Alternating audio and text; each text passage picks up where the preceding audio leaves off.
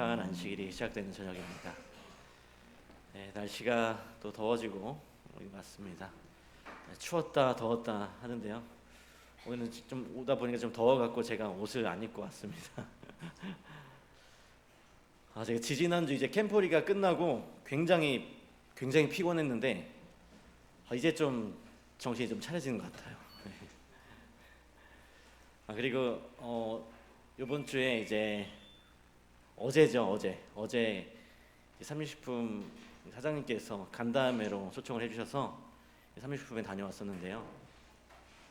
가서 이제 삼육식품에 또 근무하시는 우리 장로님 또 집사님들 얼굴을 뵙고 또 왔습니다.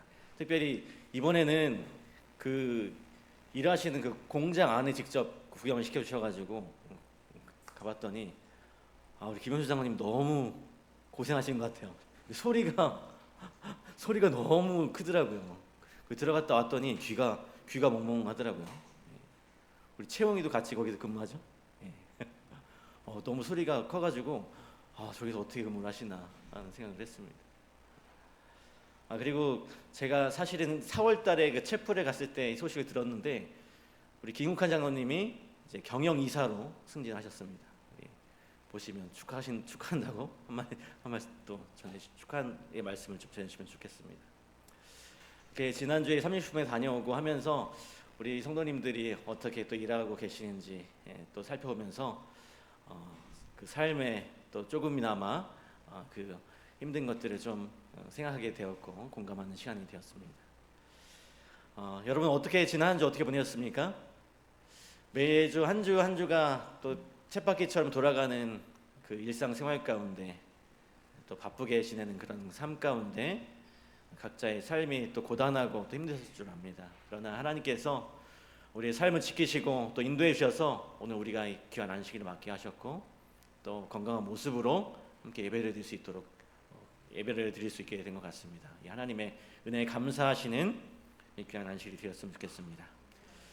오늘은 우리 다락방 정신이라고 하는 제목으로 함께 말씀을 나누고자 합니다. 우리 다락방의 모습을 한번 생각해 보면서 오늘 말씀을 좀 전하도록 하겠습니다. 우리 다 함께 요한복음 13장 1절로 7절에 있는 말씀입니다. 13장 1절로 7절. 6월절 전에 예수께서 자기가 세상을 떠나 아버지께로 돌아가실 때가 이른 줄 아시고 세상에 있는 자기 사람들을 사랑하시되 끝까지 사랑하시니라. 마귀가 벌써 시몬의 아들 가룟 유다의 마음에 예수를 팔려는 생각을 넣었더라. 저녁 먹는 중 예수는 아버지께서 모든 것을 자기 손에 맡기신 것과 또 자기가 하나님께로부터 오셨다가 하나님께로 돌아가실 것을 아시고 저녁 잡수시던 자리에서 일어나 겉옷을 벗고 수건을 가져다가 허리에 두르시고 이에 대야에 물을 떠서 제자들의 발을 씻으시고 그 두르신 수건으로 닦기를 시작하여 시몬 베드로에게 이르시니 베드로가 이르되 주여 주께서 내 발을 씻으시나이까. 예수께서 대답하여 이르시되 내가 하는 것을 내가 지금은 알지 못하나 이후에는 알리라. 여러분 세계를 주름잡는 나라마다 공통적인 특징이 하나가 있습니다. 그것은 바로 그 나라를 대표하는 국가적인 정신이 있었다라고 하는 것인데요. 여러분 미국 하면 떠오르는 이 정신, 그것은 바로 이 프론티어 정신입니다. 개척 정신. 그 개척 정신으로 신대륙으로 건너갔고 이 개척 정신으로 이 불모지였던 이 서부 개척에 나섰고 결국은 그 넓은 그 땅덩어리의 미합 중국을 세우게 되었습니다. 그리고 우리 가깝지만 먼 나라 우리 일본도 국가적인 어떤 정신이 있죠. 어떤 정신이 있죠? 일본은 사무라이 정신, 즉 무사도 정신이죠. 이 무사도 정신은 무엇보다 이 명예를 중시하는 문화를 의미한다고 합니다. 그래서 이 어떤 좀 끔찍하지만 그 일본의 어떤 자결하는 그런 모습, 목숨보다 명예를 중시하는 그런 모습이 오늘의 일본을 있게 했다라고 말을 합니다. 그리고 또 가까운 나라 이 중국에는 어떤 정신이 있을까요? 중국을 대표하는 중화 사상이 있습니다. 그들이 온 세상의 중심이 된다는 그런 자부심이죠. 그것이 이제 중국의 10억이 넘는 인구 그리고 500여 종족을 규합하는 힘이 되고 있습니다. 여러분, 영국은 어떨까요? 영국에는 어떤 정신이 있습니까? 영국에 어떤 정신이 있죠? 기사도 정신. 예. 한마디로 신사의 나라죠.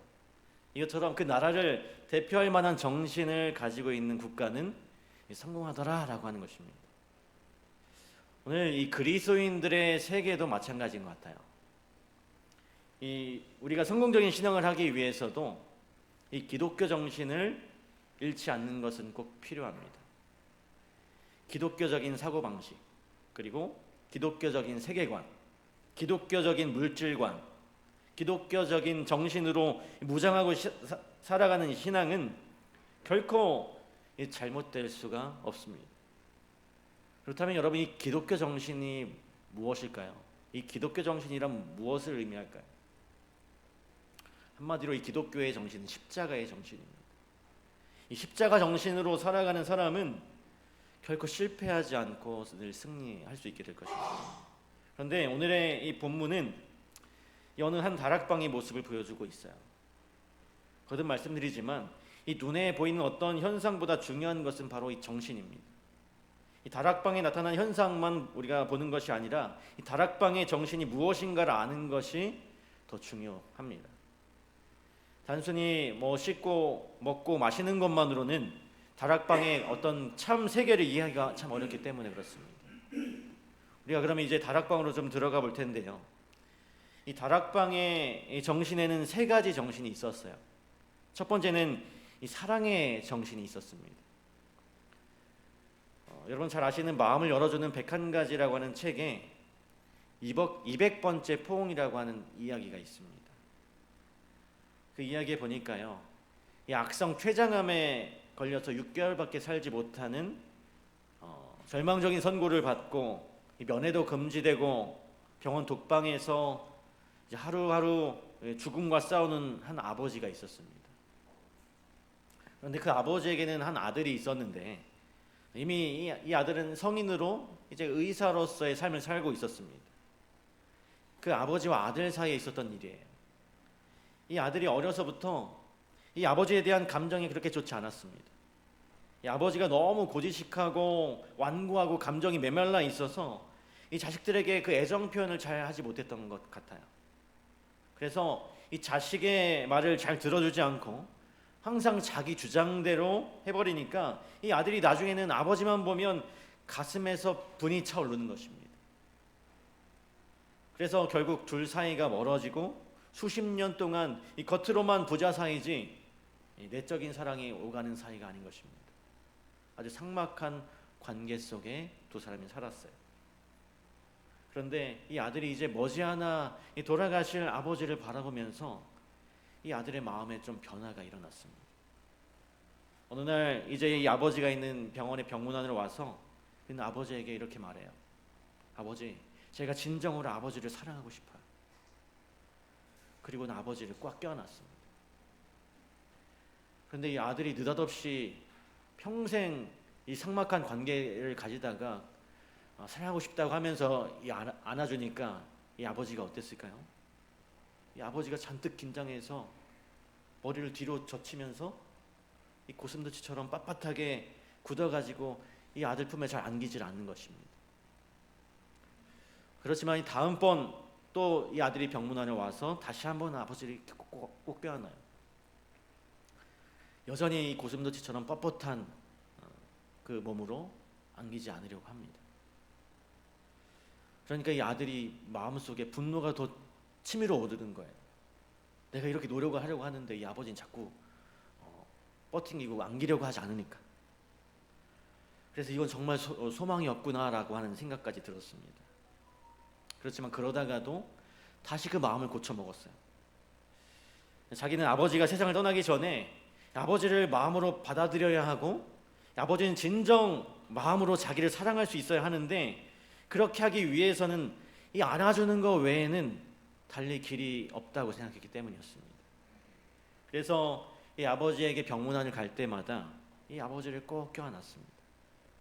그리고 어떤 때는 아버지가 말을 잘 안 들으면 아버지 팔을 저에게 좀 둘러보세요. 그리고 좀 꽉 껴안아 보세요 라고 이렇게 이야기를 했어요. 좀 더 힘있게 껴안아 보세요 라고 이렇게 다그쳤습니다. 계속 아버지를 자기를 안을 수 있도록 유도를 했어요. 이 아버지의 그 긴장된 자세가 풀어지는 데는 그로부터 몇 달이 걸렸습니다. 그러나 나중에는 아버지가 아들을 먼저 껴안기 시작했어요. 그리고 두 사람 사이에는 점점 깊은 애정과 염려를 가지고 서로를 걱정하고 바라보는 그런 관계가 되었습니다. 그리고 200번째 포옹이 있었던 어느 날 아버지가 이렇게 말했다고 해요. 얘야, 널 사랑한다. 평생 아버지로부터 들어보지 못한 그 사랑의 표현, 그 애정의 표시를 처음으로 들은 것입니다. 200번 껴안아서. 오늘 우리들 역시, 여기 있는 우리 역시요, 이 하나님의 사랑을 느끼기 위해서는 하나님의 품에 자꾸 안길 필요가 있습니다. 그럼 어떻게 하나님의 품에 안기는 것일까요? 저는 하나님의 사랑에 대해서 계속해서 듣고 배우고 묵상하는 그 자체가 하나님의 품에 안기는 경험이라고 믿습니다. 처음에는 긴장이 풀어지지 않아서 어색할지 모르지만 그 사랑을 자꾸 듣고 보고 묵상하고 내가 고백하면서 수백 수천 번 이 하나님께 안기다 보면 드디어 하나님의 사랑을 확인하는 그 행복한 성도가 될 수 있게 될 것입니다. 우리 성경 속에는 우리를 향한 하나님의 사랑이 수없이 많이 기록되어 있지만 그 중에서 오늘 본문의 말씀은 아주 실감나게 표현되어 있습니다. 우리 13장 1절에 보니까요,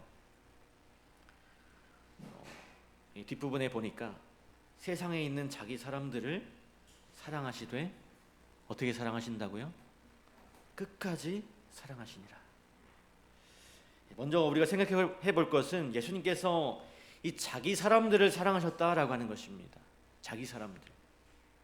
이 자기 사람들이란 우선적으로 이 12 제자들과 당신을 따랐던 신실한 그 여인들을 가리킵니다.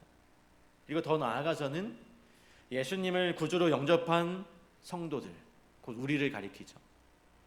우리는 예수님께서 아버지께서 내게 주신 자들이라고 말씀하신 자들이요, 하나님께서 너는 내 것이라고 이렇게 못을 박은 자들입니다. 그러므로 하나님께서 우리에게 쏟아부으시는 그 사랑은 아주 독특한 것입니다. 아주 자기 것에 대한 독점적인 사랑이고 그것이 우리를 향한 하나님의 그런 귀한 사랑이라고 하는 것입니다. 여기 자기 사람이란 내가 그분의 사람이라고 생각하는 것뿐 아니라 주님께서 내 사람이라고 생각하고 있는 그런 사람이에요. 우리는 종종 이 착각이라는 말을 자주 쓰죠.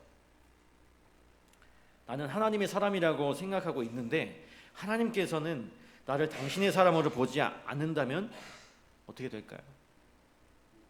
그런 고민 안 해보셨나요? 과연 내가 우리 주님께서 너는 내 사람이라고 여길 만큼 충분히 하나님 편에 서 있다고 여러분 생각하십니까? 사실 여러분 이거는 고민할 필요가 없습니다. 여기서 이 자기 사람이라고 하는 그 의미는 값을 치르고 자기가 산 사람을 의미하는 것입니다. 그래서 여기에 중요한 것은 값을 주고라고 하는 부분이에요. 노예를 이렇게 살 때 일단 값을 주면 그 노예가 건강하든 뭐 병들었든 순종을 잘하든 순종을 잘하지 않든 일단 자기 사람이 되는 것입니다. 우리 주님께서 이미 십자가를 통해서 그 십자가의 피값을 통해서 우리를 사셨죠. 그렇다면 우리는 이미 그분의 사람인 것입니다. 그런데 본문을 보니까요, 이 자기 사람, 우리의 어떠함과 상관없이 우리가 어떠한 모습인 건 간에 상관없이 여전히 우리는 하나님의 사랑의 대상인 것입니다. 나를 여전히 내가 하나님을 사랑하지 않는다고 할지라도 여전히 자기 사람으로 대우해 주시는 그 주님의 사랑에 우리가 반응해야 하지 않겠습니까? 예수님께서는 사랑하시되 이 세상에 있는 자기 사람들을 사랑하셨는데, 원문에 보면 이 세상으로 나옵니다. 이 세상에 있는 사람들을 사랑하셨어요. 여러분, 오늘 우리들이 살고 있는 이 세상은 어떤 세상인가요? 우리가 살아가고 있는 이 세상, 이 세상에 있는 자기 사람을 사랑하신대요. 오늘날 우리가 사는 이 세상은 죄와 사망이 창궐하는 그런 곳이고, 의도적으로 하나님을 거역하는 세상입니다. 우리가 알아야 할 것은, 주님은 하나님의 백성들이 바로 이런 세상에 살고 있다는 것을 분명히 알고 계신다는 거예요. 죄와 사망이 창궐하는 곳, 하나님을 의도적으로 거역하려고 하는 이 세상에 산다는 것을 분명히 알고 계신다는 것입니다. 우리는 하나님의 백성들이기 때문에 오늘 이 세상에서는 이방인과 같습니다. 그러므로 우리가 이 세상에서 사는 자체가 상당히 위험 부담을 느끼는 그런 모험이 아닐 수가 없어요. 우리는 세상 사람들이 모르는 고통과 희생을 감수해야 할지도 모릅니다. 그러나 우리가 분명히 기억해야 할 것은, 하나님은 우리가 바로 그런 세상, 이 세상에 살고 있다는 것을 한시도 잊지 않고 계시다는 것입니다. 그래서 이 세상을 살아가는 자기 사람들을 끝까지 사랑하신다는 사실, 우리가 믿어야 하는 것이죠. 주님께서 자기 사람들을 끝까지 사랑하셨어요. 자신의 생명이 다하기까지 사랑하셨습니다. 우리가 어떠한 형편에 처해 있든지 변함없이 사랑하셨다라고 하는 것입니다. 여러분, 예수님의 제자 중에 베드로를 한번 우리가 생각해 볼까요? 예수님께서 3년이나 가르치시고 각별히 그 베드로를 사랑해 주셨음에도 그는 예수님을 3번이나 부인했어요. 그리고 그럼에도 주님은 그를 끝까지 사랑하셨습니다. 마찬가지로 주님은 우리가 죄의 유혹에 넘어가서 교회도 나오기 싫을 정도로 깊은 수렁에 빠진다 할지라도 우리를 끝까지 사랑해 준다라고 하는 것입니다. 우리 로마서 8장 35절의 말씀처럼 이 세상이 어떤 환난이나 공고나 핍박이나 폭력이나 시험도 우리를 향하신 그 하나님의 사랑을 끊을 수 없다라고 하는 것입니다. 우리가 그 사랑 때문에, 끊을 수 없는 그 사랑 때문에 이 모든 것들을 넉넉히 이길 수 있게 되는 것입니다. 여러분, 하나님 앞에 내가 어떤 어려운 일과 고통, 고난이 다가올 때에 이렇게 고백해 보시길 바랍니다. 그래도 내가 지금 어렵고 힘들어도 그래도 하나님은 끝까지 날 사랑하신다. 하나님의 사랑은 정말로 큰 능력이 있습니다.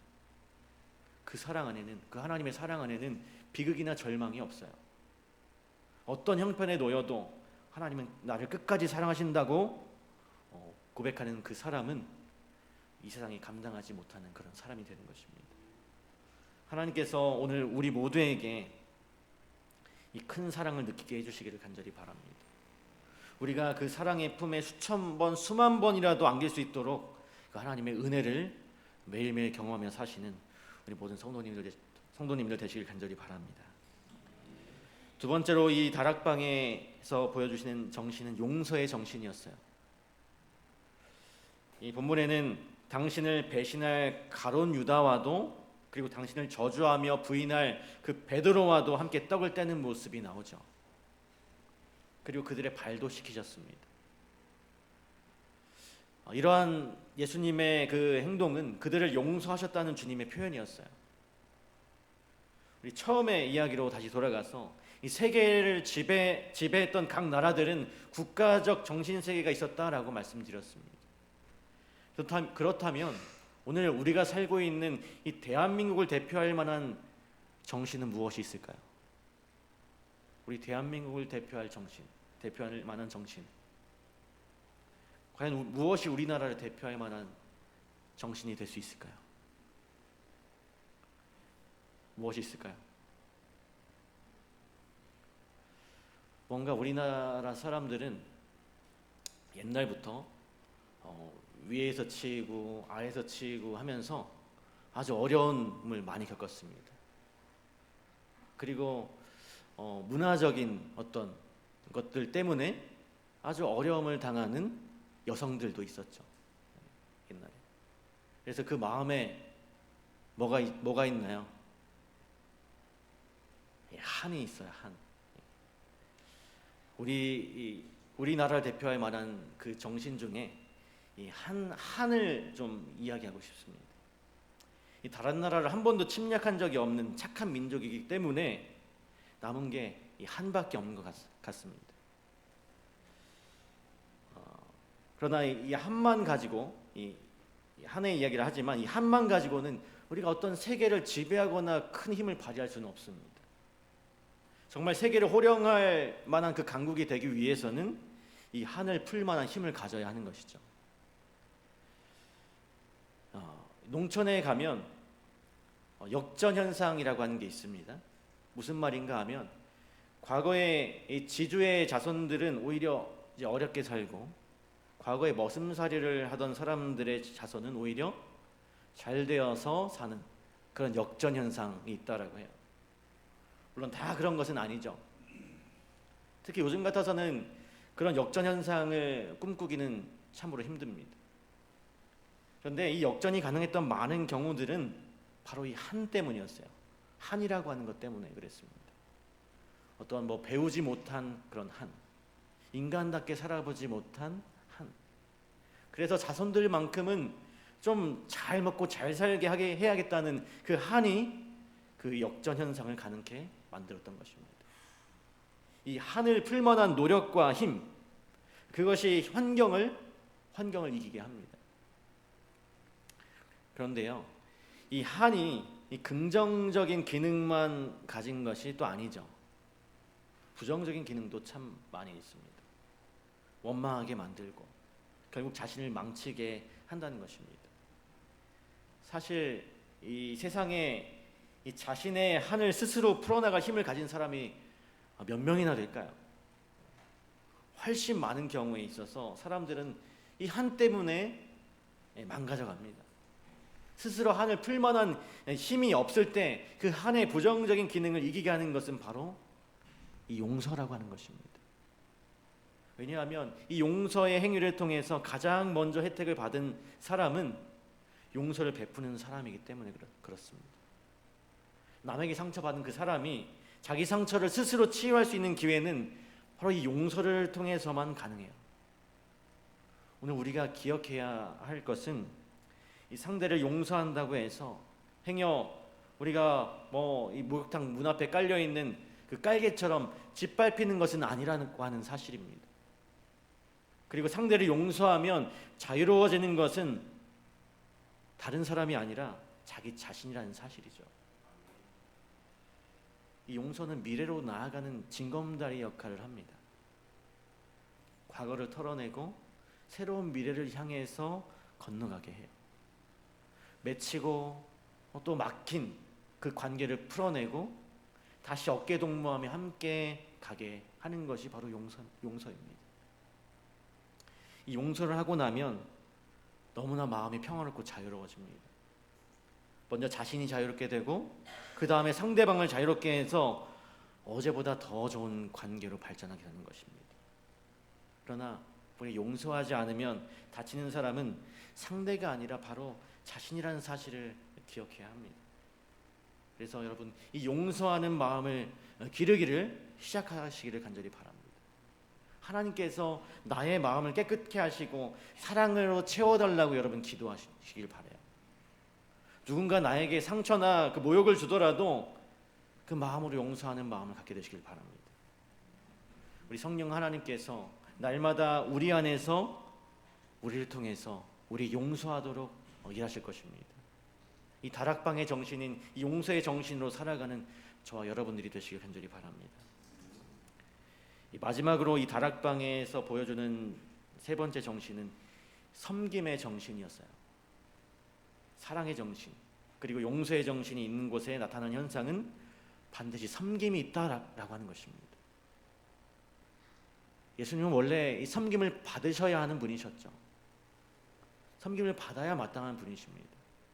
그러나 그분은 섬김을 받는 대신에 섬기는 자리에 계셨어요. 왜냐하면 이 섬김을 받기에는 그분이 지니신 사랑과 용서가 너무나도 컸기 때문에 그랬습니다. 이 사랑한다고 하면서 용서한다고 하면서 이 상대방을 섬기지 못하면 그것은 그냥 말에 불과합니다. 섬길 수 있는 사람을 섬기는 것은, 우리가 섬길 수 있는 사람을 섬기는 것은 기독교적인 섬김이 아니에요. 섬길 가치가 없는 사람도 섬기는 것이 예수님의 유언입니다. 그러므로 우리는 섬길 가치가 없는 사람들까지라도 섬겨야 하는 것이죠. 오늘 우리 모두가 이 그리스도의 정신, 이 그리스도의 이 세 가지 정신으로 무장되기를 간절히 바랍니다. 특히 2000년 전에 그 다락방으로 들어가는 그 경험이 여러분의 삶 가운데 꼭 경험되기를 간절히 바랍니다. 오늘 우리에게도 이 사랑의 정신, 용서의 정신, 섬김의 정신을 통해서 진정한 그리스도의 정신으로 살아가시는 저와 여러분이 되었으면 정말 좋겠습니다. 이 섬기는 것이 어떻게 생각하면 내 자존심을 좀 상하게 하는 일로 생각할 수가 있습니다. 그러나 이 섬기는 것은 오히려 나를 더 크게 만들고 나를 더 큰 사람으로 만드는 행위인 것을 여러분 꼭 기억하시기 바랍니다. 섬김을 받으려거든 우리가 먼저 섬겨야 하는 것이죠. 그것이 이치이고 그것이 법칙인 것입니다. 오늘 우리가 섬김을 받으려고만 하는 것이 아니라 내가 먼저 섬김으로써 상대방에게 또 다른 섬김을 받으시는 그런 섬김의 정신으로 살아가시는 우리 모든 직삼교회 성도님들 되시길 간절히 바라면서 말씀을 마치도록 하겠습니다.